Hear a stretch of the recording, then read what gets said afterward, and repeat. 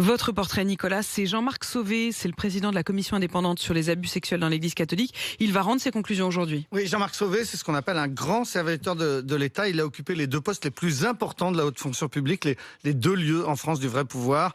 Il a été secrétaire général du gouvernement et vice-président du Conseil d'État. En 2018, il prend sa retraite, mais il est rapidement contacté par l'Église catholique. On est juste après l'affaire du Père Prénat à Lyon. La conférence des évêques décide de crever l'abcès, d'ouvrir ses archives et de confier une vaste enquête à une commission indépendante. Jean-Marc Sauvé accepte de s'y coller, à condition de choisir lui-même les membres de sa commission, de ne prendre aucun représentant de l'Église catholique, de travailler comme il l'entend, aussi longtemps qu'il le faudra, et avec les moyens financiers nécessaires. 2 ans et demi après, il rend donc public aujourd'hui le résultat de ce travail titanesque. On sait que la commission a dénombré depuis 1950 au moins 10 000 victimes de violences sexuelles perpétrées par au moins 3000 prêtres pédophiles. Pendant son enquête, Jean-Marc Sauvé a été rattrapé par des souvenirs personnels. Oui, c'est ça qui est assez incroyable. Il y a 2 ans, il a reçu une lettre d'un ancien camarade de pension qui lui a écrit en sachant qu'il était en train de travailler sur ces questions. La lettre disait « Tu te souviens du prêtre qui nous apprenait la musique il y a 60 ans ? Eh bien, il a abusé de moi. » Jean-Marc Sauvé se souvenait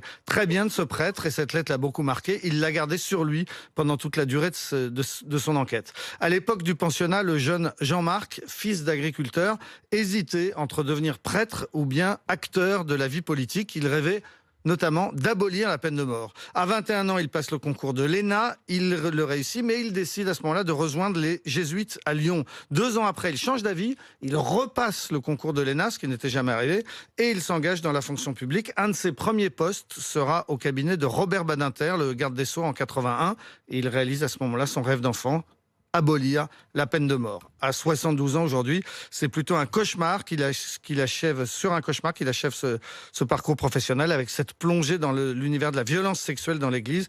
Il a prévenu que son rapport allait provoquer une onde de choc. Et je reviendrai sur ce rapport explosif.